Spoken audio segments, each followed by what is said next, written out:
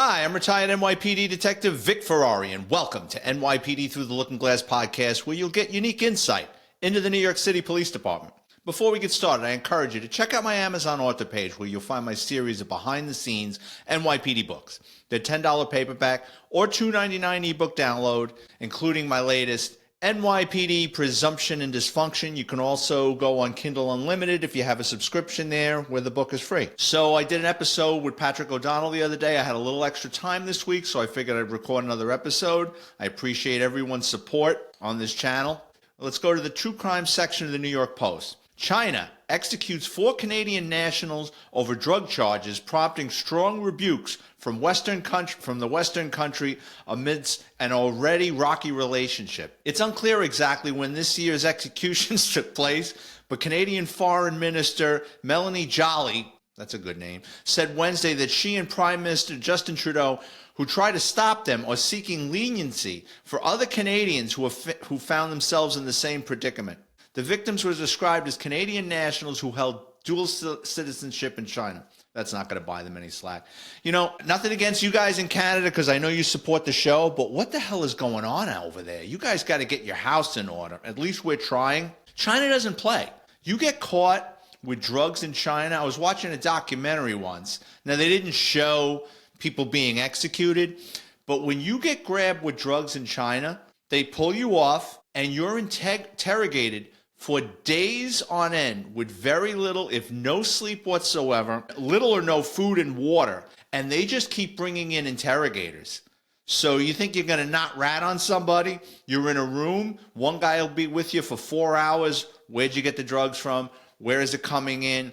You don't want to talk? Fine. Another guy comes in 4 hours, and they just work you on shifts. So, you know, for them to bump off someone that's selling drugs, they don't want that shit in their country. But, you know, this is on Canada too, because if memory serves me correctly, I remember a year or two ago that the Chinese military was in Canada, kind of like them doing like war games and stuff and like a joint military exercises. Well, yeah, they want to know what it's like to fight in cold weather in case they got to fight us. And the Canadian government's letting them do it. Not the citizens of Canada, of course, but the Canadian government. So don't bring drugs into China, because they're going to wind up bumping you off. 3 people accused of destroying Tesla cars and charging stations are facing more than 20 years in prison for domestic terrorism, U.S. Attorney Pam Bondi announced Thursday. The days of committing crimes without consequences have ended, Bondi said in a statement. The defendants, whose cases were brought in Colorado, Oregon, and South Carolina, are accused of using high-powered weapons and explosives to destroy property belonging to Elon Musk's the Elon Musk-owned company, which has been targeted in recent weeks over his role in the Trump administration. You know, I don't get it. So you don't like Elon Musk, so you're going to damage people that spent their hard-earned money on these vehicles, and you're going to key. I've been watching these YouTube videos and stuff. They're getting keyed. They're throwing feces on their cars. They're burning them. They're scratching swastikas of cars. Guess what? The Teslas have cameras. So these people are getting picked off left, right, and center because people are putting their photos and videos of them doing these things on the internet, which makes it easy for law enforcement. But I don't understand how you want to boycott him. Don't buy his car. Fine. You're going to damage hardworking people's vehicles. I don't get it. And wasn't Tesla, those vehicles, supposed to be saving the environment, right? Like electric cars, they wanted to get off of fossil fuels. And it's all these people that want to save the environment, and they're setting these people's cars on fire. So I don't get it. The head of an NYPD transit district in Queens was stripped of his command amid allegations that he falsified police reports to downplay subway crimes on his watch, sources tell the Post. Captain Stephen Highland, who headed Transit District 20 in Jamaica, allegedly had 2 sergeants and a lieutenant under his command falsify reports, even forging signatures to downplay assaults and grand larcenies in the subway system, law enforcement said. All boils down to CompStat, boys and girls. No one wants to go to these CompStat meetings and explain why their statistics are up. It's much easier to hide the statistics and play games with the statistics. I kind of feel bad for this guy. I mean, I know, like on the retired NYPD Facebook groups, guys are like, yeah, good for him, good for him. You want any advancement on this job, you got to play this game. I don't agree with it. I think it's wrong. but he's not the only one doing it, and it starts at the top. Oh, back to one of my favorite stories. A retired NYPD lieutenant who exposed his sex for overtime scandal that cost a high-ranking chief his job filed a complaint over explicit, leaked, nude videos that are making their rounds on social media. The lawyer for ex-NYPD Lieutenant Quathisha Epps, common spelling, warned this week that he will deploy all available legal remedies to get to the bottom of the videos that he said his client was coerced into making during her tryst with disgraced chief of the department, Jeffrey Madry. Epps now suspects that her abuser secretly recorded their sexual encounters without her consent and is unlawful retaining, using, or threatening to use these materials against her, attorney Eric Sanders said in a statement. If proven in court, the unauthorized recording, storage, or potential dissemination of these materials may constitute violations of federal state law, Sanders wrote. Doesn't that sound like, remember back in the day when you had the VHS tapes and you would pop them in and the FBI warning would pop up, like telling you don't fuck around, don't record these, don't pass them around? This is a mess. It's not a good look for the NYPD. If you guys remember, she was the one that made something like $200,000 in overtime in a year.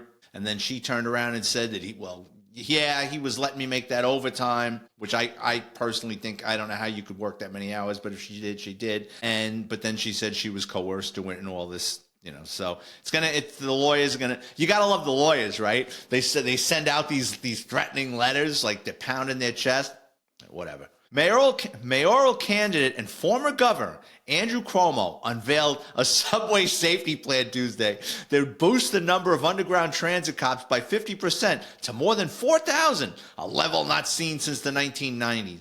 Cuomo is calling for accelerating the expansion of high-barrier turnstiles to deter fare evasion and dedicating a team of MTA inspectors whose sole job will to be address fare beaters. This guy, Andrew Cuomo, should really give it a rest. I mean, the whole COVID thing with putting sick people in nursing homes and then not letting people see their families in nursing homes. He was talking about the possibility of defunding the police. He didn't say it, but he said it should be looked at. Okay. Now he's showing up in black churches that he's got all the answers. I mean, he didn't do a good job in Albany. When is enough with these people with politics? Is that all they know how to do? Is like just they think they can manage people and boss people around? I don't get it.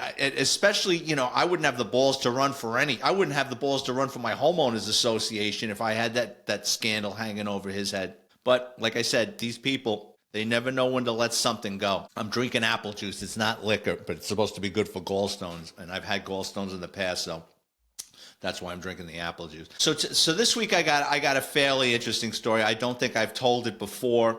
I've told you guys in the past, I grew up in the Throgs Neck section of the Bronx, working class neighborhood. I always said it's Irish, Italian, and a little bit of the mafia sprinkled in. In the early 90s, I rented a basement apartment from a childhood friend and a former NYPD guy's mother-in-law.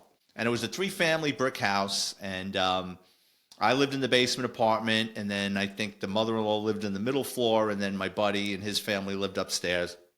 Great apartment, great price. Was overlooking the approach to the Whitestone Bridge. And it was great. I really liked it. They were very good to me. And I was there for a couple of years, and my aunt owned a building, and an apartment opened up there, and I wanted to be closer to my aunt. It was on the same block as my parents, so I could keep an eye on them. So I left on good terms, moved out, and I took my aunt's basement apartment. Well, what winds up happening is a couple of years later, a mob hit takes place, like either next door to where I used to live or 2 doors down. And I talked to my buddy about it, who was still active. He was still, a member of the New York City Police Department. And he tells me, he goes, I come home one night, he did a 4 to 12. He comes home and he goes, like, half the block is in crime scene tape. There's detectives and cops. Like, what the hell is going on? And you're around long enough, with that many people around, someone got shot or killed. So he, flashes his ID and he's kind of trying to make his way to his building. And he doesn't know any of these people, even though they're members of the NYPD. And he spots a sergeant that he knows, who I guess was in Bronx homicide. And he's like, hey, Sarge, everything all right? And he goes, yeah, it's fine. And the guy's writing in his pad and he's like, what's going on? I live here. And he says, It's a mob hit. Looks like a mob hit. My buddy's like, oh, geez, and I don't blame him. He was like, is there, is there any concern? Is there going to be retaliation? He goes, no, no, no. He goes, just, mob guys settling a score. So, it's funny. To the average person, you would think, I'm going to move. There was a mob hit next door. But if you take a step back and you remember the New York City Police Department, you realize, A, the odds of that happening again next door is the equivalent of a lightning strike. Probably a lightning strike to be a higher probability of that. And it's nothing that's going to bounce back on you because it's acquaintances settling a score for whatever reason.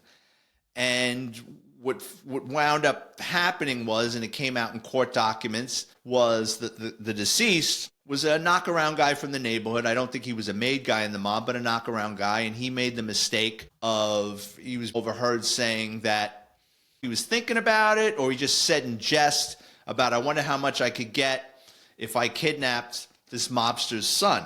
Word got back to the mobster, and he wasn't too happy with it, and he's not going to let somebody say that about his kid. So basically, he put together a hit team. They laid on the guy. They probably watched him for a while. They knew when he came, when he went. And one night, when he was walking out of his house, they lit him up. And I think they used a shotgun and a .357 Magnum. I think there was at least 2 shooters. And then there was a getaway car, and I think there was a crash car. And the murder went unsolved for a while until I think one of the guys flipped. And then everything came out in the wash. And I told my buddy, I go, Jesus, can you even imagine if, I was living there for a while, you still live there, let's just say for argument's sake, we went out for a couple of cocktails and we're coming home and we're watching 2 guys or 3 guys unload into your neighbor. I mean, easily that could have turned into a running gun battle. They could have gotten killed. We could have gotten killed. I mean, guys in the mafia, they don't want to kill cops. There's been a couple of instances where they have, but for the most part, that's bad for business. You hurt a cop, forget it. All bets are off. They're going to come at them from every angle imaginable. They're going to shut down their illegal operations. They're going to fuck with them like nobody's business. And I saw it firsthand a couple of times. So my buddy said, yeah, he goes, I thought the same thing. What if I would have, been an hour, I took lost time and I came home an hour early. I would have walked in the middle of that. And, people think that cops, it's like the movies. Well, yeah, the average cop, off-duty cop is armed. Carrying that gun, you don't go looking for trouble off-duty unless you're nuts. The department won't tolerate guys off-duty getting involved in all sorts of things. You keep getting involved in off-duty things, they know you're not that lucky. You're looking for it. They want you to call 911.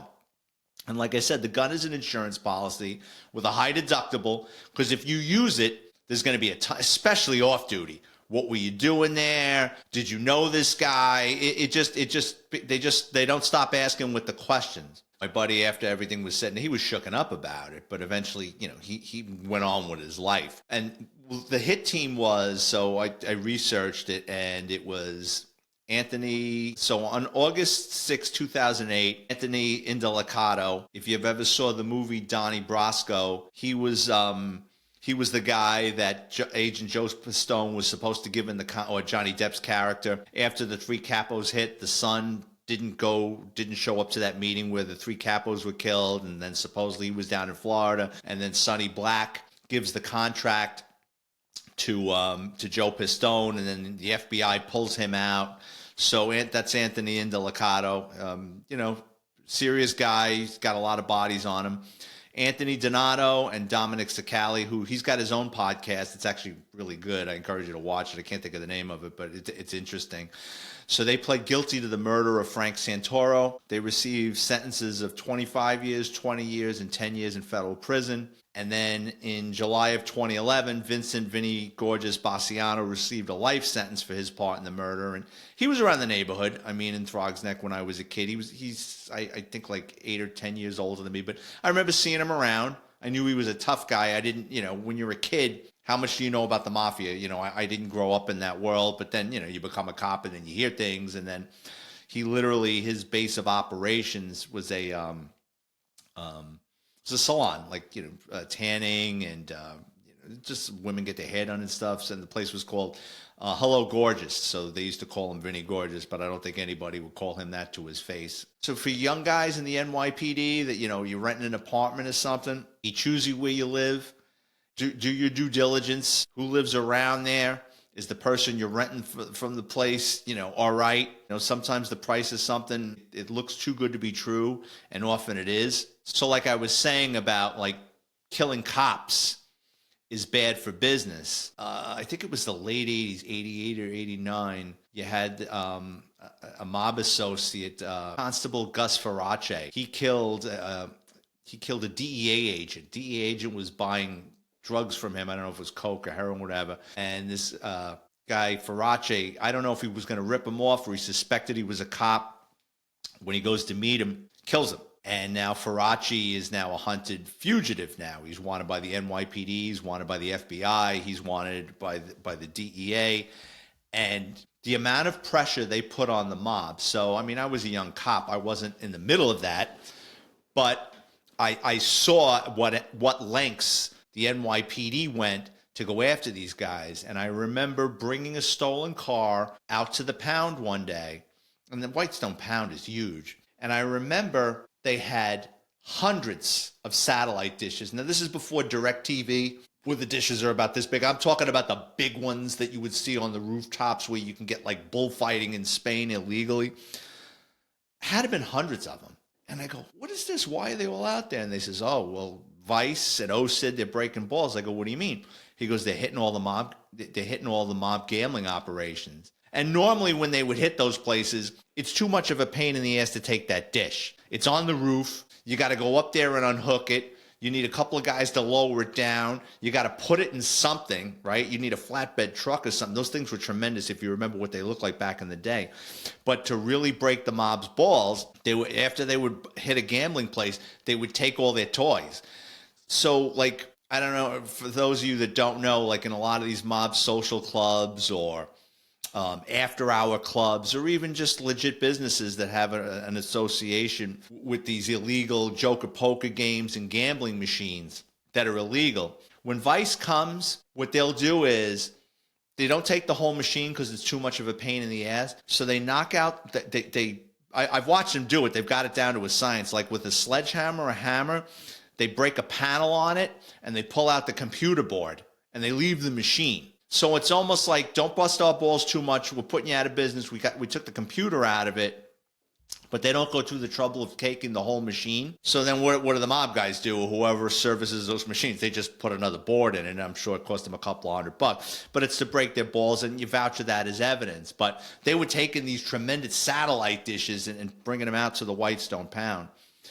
And the other time I saw the NYPD really crack down on the mob over a mob hit, there was a cop, Ralph Dole. He was dating the ex-wife of a mob guy, and the mob guy didn't like it. And I think there was some static with the cop and the mob guy's daughter that was, still around the mother.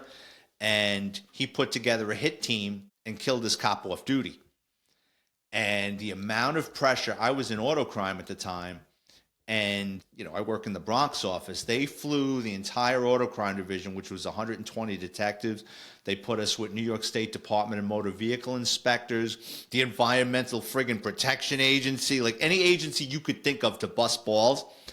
And they knew it came from Brooklyn, obviously. And they had us go to every body shop, junkyard, glass place, tire shop, anything, air freshener, anything that touched a car. We went in there, we're asking questions, checking licenses, checking permits, and we're told, like, if anything, you give them a summons. If they're going to be arrested, the EPA was checking, like, is their waste oils all right? I mean, the amount of pressure they put on the mob for those couple of weeks, that's not ultimately what got that case solved. I think somebody flipped from the hit team, and then they were able to lock everybody up. With the previous murder I was talking about, with Gus Farace that killed DEA agent Hatcher. What wound up happening was he became a liability. He was on the run for so long that they killed him. They shot him up and left him in the street, just basically like, here. We did our job now, fuck off and leave us alone. which I'm sure that basically was like a pressure valve that the NYPD backed off. So I appreciate you guys watching this short episode. And as always, I want to thank everyone for tuning in, especially my listeners in Brooklyn, New York, Staten Island, Yonkers, New York, Kansas City, Missouri, Seattle, Dubai, and Wells, Nevada. If you work in law enforcement and have an interesting criminal background, please drop me a note on Twitter or Instagram at VicFerrari50 if you'd like to be a guest. If you're watching on YouTube, please hit the like or subscribe button because that helps with the algorithms. If you enjoy the content, check out my Amazon author page. Just type in my name, Vic, Ferrari like the car, where you can preview all my NYPD books for free, including NYPD, Presumption and Dysfunction. Thanks again, everybody, and I'll have another episode out next week.